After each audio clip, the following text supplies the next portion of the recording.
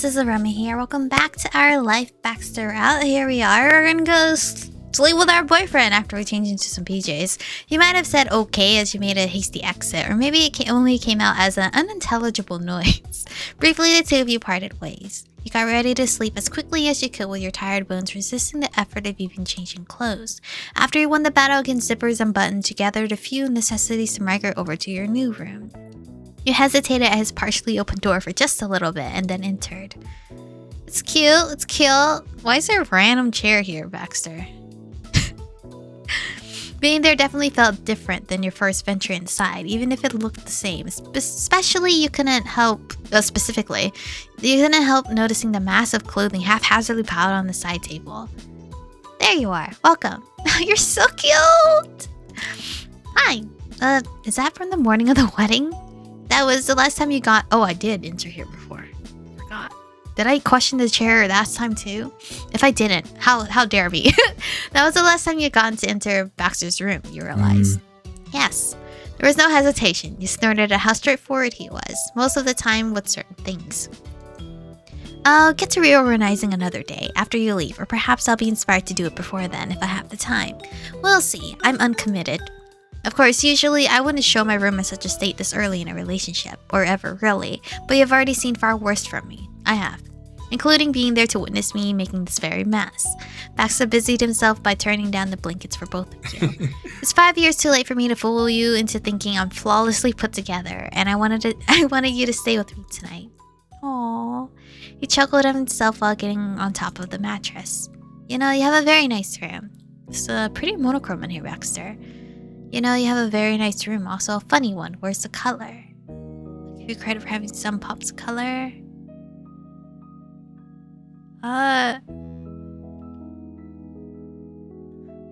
Is it monochrome?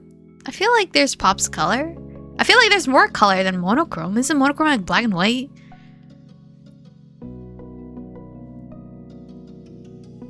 You know? I'll give you credit for having some pops of color, you know? Really, you're too kind. You followed Baxter into bed, certain that you were welcome there. Baxter had luscious feather pillows that squished in around your head when you laid down. It was like getting a hug, but for your cheeks. Your boyfriend's face was... Oh, I always forget. I always forget that we're boyfriend and girlfriend because I'm so used to, like, just being a summer fling. Your boyfriend's face was partially obscured by a fluffy pillow, too. He had to inch from the center of the puffball to the edge so he could see you better. You turned on your side to face him. Baxter's sighing breath was near enough to flutter your eyelashes. As tempting as it is to stay up for the remaining half of the night, I know we shouldn't. Rest is important, and you needed to today in particular. Good night. Good night. Oh, it's so... The lighting in here. It's so pretty. It's so pretty. I wish I could like stay in one of these one night. You know, skyscraper kind of view. He had a convenient switch he could hit from bed to shut off all the lights in the room. But there was still one piece missing before Baxter was officially settled in. You felt his arms wrapping around you. He was careful to have the touch to be affectionate, soothing, rather than something that might make the whole get some sleep thing more difficult. Then Baxter whispered one last thought. I'm glad you were here. It took you long enough to say that. Oh. That's funny. Okay, anyway, I never want to be anywhere else. I'll be here as long as I can. No, I kind of want to jab at him, though. Because I'm hurt, you know? He ignored us forever. Then you held him back. You rested against his chest. You gave him a goodnight kiss on the lips. Kiss him goodnight. Just something small. It wasn't long enough for him to properly lean into, but he was too darling not to peck. How lovely. Baxter murmured against your ear in a dreamy bliss. How? This is so bittersweet! We finally got together, but I'm leaving again. So it's like long distance. This is shit, actually. As incredible as outright unbelievable as it was to be in Baxter's embrace for the night, the nerves you had couldn't compare to the pure comfort it brought you. You had gone through so much to be where you were. For years, you thought anything like it would never happen. You might not have given up trying, but you had no real hope it could come to anything. Now that it was okay for you and for him, you could relax in a wholly complete sense. Baxter felt that same relief. Neither of you needed further words of reassurance. The warmth between you was enough.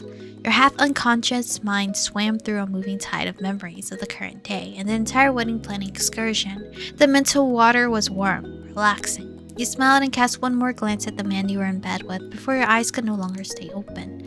Putting on a fantastic event for Jude and Scott, seeing friends and family, starting a new relationship, that boyfriend being Baxter Ward. Even though your time in Prism Vista and everywhere beyond and in between would come to an end soon, it could not possibly have gone better. Without even realizing it, you drifted into pleasant dreams. Aw, you look so sleepy. Then when morning arrived, you saw him there. He hadn't vanished. He didn't leave you behind. Baxter remained falling fast asleep beside you, exactly as you knew he would be. The sheets surrounding you were full of the spice floral scent Baxter wore as cologne. It was so classy, a perfect match to his normal demeanor, the public-facing part of him. Here, something that sharp didn't fit at all. Baxter was entirely graceless when he slept, with his face crushed into the pillow and his hair having lost its characteristic swoop. No one was a flawless paragon of poise. It was intentional and took effort. Morning Baxter was always a good reminder of that. You could write a list of your frustrations with Baxter Ward. Secretly being kind of a mess was not on it. You liked that about him. Right then, you were able to look at every little feature of his up close. His sharp, manicured eyebrows, and equally poised nose, the mole on his neck, of course. And at the tippy top of his head, if you squinted in the sunshine, you could see a gradient in the strands. It was lighter at the roots than the rest of his hair. In the smallest of ways, Baxter had let you see his natural color. It was beautiful. He gently stroked his head. Oh, he's so cute! He smiled in his sleep, and when his deep brown eyes did flutter open, he continued to do so. But before saying anything, he yawned and stretched and rubbed a thin line of drool from his mouth. Baxter also made a valiant attempt to straighten out his bed head. Only then did he determine it was appropriate to greet Nice to see you. Hello, Michiko. How nice it is to see you again. Another wonderful day, Yeah, good morning. Despite officially being awake now, Baxter cozied up into you again. His hands reestablished the hold they had on you before he attempted to clean up. It was too adorable to do anything about. Besides, you weren't planning on getting up when you normally did either. You had had many early days of rushing about, and tomorrow will be another. That's when you need to leave. Oh, depresso. Today, in that moment, you could both afford to linger in bed, so you snuggled against your boyfriend in return. With contented kisses and scattered whispers, Baxter indulged in having you completely to himself. He's so adorable, bro. Eventually, though, it was decided to bring the lazing about from the bed to the living room. Not even Baxter wanted to spend an entire day lounging in his room, and it was past the hours he shunned. As you got to your still slightly achy feet, you caught another glimpse of the necklace sitting pretty on one shelf. Unaware of what had captured your attention, Baxter got on his zebra print slippers and shuffled off ahead of you. You ambled into the living room after him, still in your PJs but with the phone pressed in hand. It was in case anyone reached out before you bothered to dress. This was your last full day in town, so odds were high someone would call or text any minute. Still thinking of the souvenir, you watched as Baxter slowly curled up on his preferred chair, the blue one tilted towards the window. You took a spot on the couch. Baxter, thanks for keeping the necklace. I cannot believe you kept the necklace. You still have the necklace. I think I would say this. Oh. You noticed. So cute! His usually pale cheeks flushed with color. It stood out even more starkly than usual, considering his outfit was almost pure white. Yes. Baxter explained himself with a flippant gesture of his hands, controlling his body more smoothly than he could his emotions. I am fond of it even now. I've never been able to part with it, but isn't that what souvenirs are for? Keeping for a long term. I'm being entirely reasonable for holding on to that after thoroughly leaving everything at Sunset Bird behind. He was entirely too aware of how ridiculous he sounded. Baxter had attempted using humor to overcome the hurdle of sentimentality. It means a lot to me. You're so shy. You're right. That's what I'd hoped you'd do. I just didn't think you would.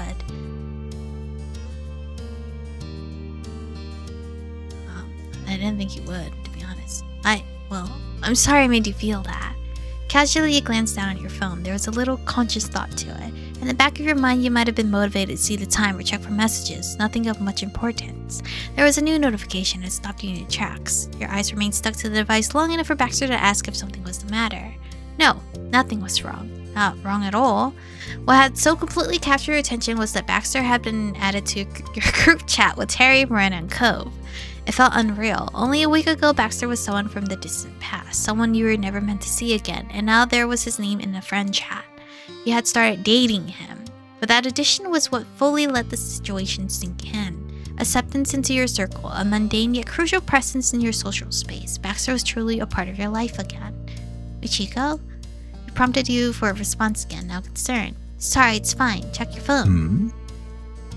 Baxter did so. He gathered the phone that matched his pajamas and color scheme and gave it a curious look. Oh! That was all he could mutter. Baxter drew the screen closer towards his face. He stared at the notification as hard as you imagined you'd done just a second ago. You've been so distracted by the initial revelation that you weren't even sure what the message said. The words hadn't penetrated your head. Trying again, you scanned your most recent text. It started with an exuberant declaration from Terry. Hey buds, we gotta get together today. It's student evening, everyone should be free then. Sure. Combs? Sure. You shook off the reverie, still slowing you down, and reacted to the conversation.